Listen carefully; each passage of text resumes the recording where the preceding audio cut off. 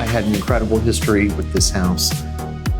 I grew up around the corner. I grew up coming here for parties and to see my friends. It was bought by Barbara and Alan Sugar in the 1980s, and they hired my mother as their interior designer.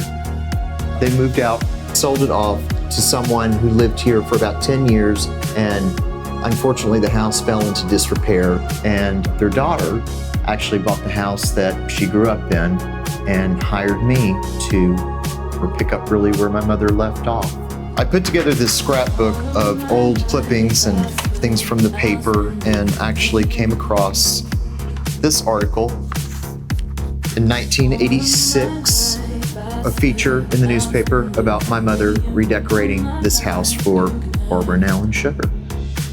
The article reads, "The Alan Sugar home is a prime example of true eclectic style according to Miciotto.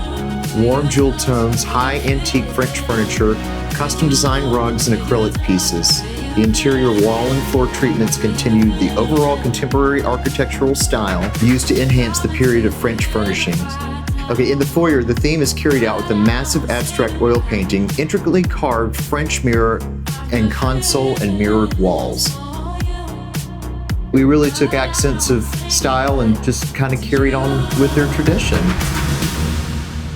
What was so great about this house too is it was probably the most legendary house for hosting parties. And here's an article on the Society page about the party that they threw for their great friend, filmmaker Andy Sedaris. He filmed a movie here in Shreveport called Picasso's Trigger. And if you're not familiar with Andy Sedaris, anybody who stayed up past midnight and turned on HBO or Cinemax has seen one of his movies. Prolific in the machine gun and bikini wearing super women. Shot mostly in Shreveport and famously shown all around the world. Unfortunately, Andy has passed and can't regale us with all the other stories here, but he did leave a nice note.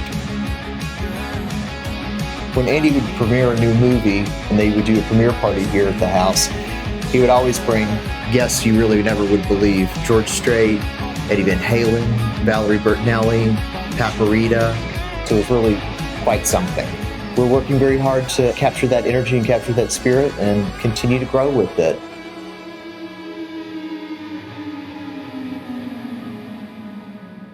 So when it came time to decide how we were going to decorate the dining room, I had no question in my mind what we were going to do. I was going to take inspiration from her wedding china pattern. This was picked out by her mother in the early 90s. It's Jaguar Jungle by Lynn Chase. I thought it was just incredible that she would pick this as her wedding china because it is such a bold pattern. But then again, that is very telling of Barbara Sugar and her daughter Ashley. I decided to take the china pattern and use its inspiration for the entire dining room.